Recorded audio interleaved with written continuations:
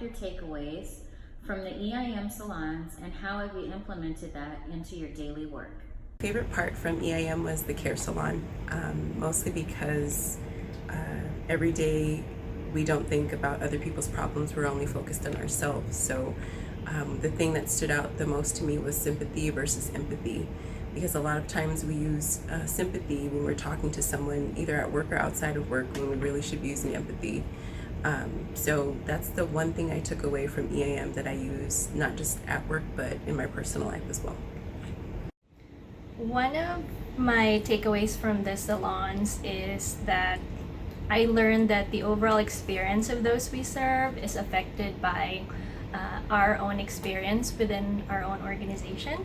It's the same way as, when they say, if you want to change your society, start with your family. It's the same way with, it's like, if you want to change your organization, start with your team. And if you want to change your team, start with yourself. So I think about that. If I'm taking care of myself, that means my own experience, that I'm taking care of the experience of my team too.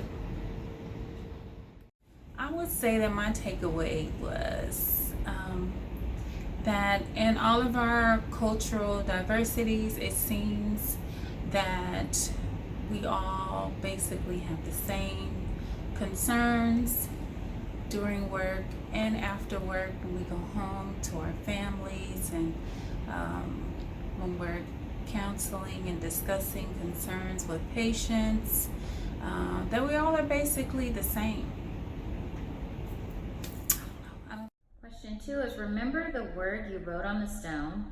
How have you applied it to your daily work? On my stone, I wrote the word positive, and that's because I feel like there's always change, and there's always new workflows, and there's always new processes, but I feel that I always try to take on that new challenge with a positive mindset. Was empowered to do the right thing for our members and for Cedars-Sinai.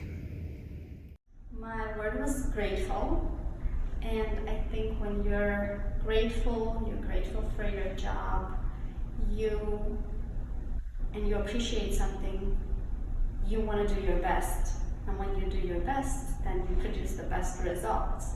So reminding myself every day how grateful I am to be part of this organization, and that makes me want to contribute, and I hope I get the right results.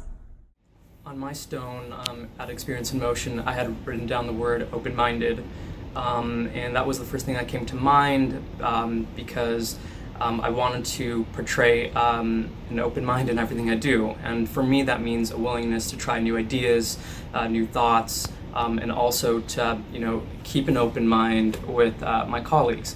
For instance, is there something that I can be doing better that can improve the level of work that I do? Is there something that we're not doing correctly as a team that maybe can improve our work? Is there a new idea that maybe some company is doing that we can insert in our work and improve our workflow? So keeping an open mind for me is the willingness to take new ideas, to listen, to respect other people's opinions, and kind of take that into my daily work. And since Experience in Motion and even prior, I have been doing that here. The last one is, share your postcard from EIM. So the postcard that I wrote to myself is from Outstanding Teams, and I wrote, "Dear me, one thing I will do to influence our culture to create outstanding teams is to make sure I'm always communicating and being open-minded with other team members' suggestions, and always being there to support my team whenever they need it." This is my postcard for outstanding experiences, and this is what I wrote to myself. Dear me, one thing I would do to create an outstanding experience will be to listen and to care. Be more attentive. Listen more. Love me. I wrote that one action I will take to influence our team culture is to always be supportive of others and be available when needed so they can shine in their practices.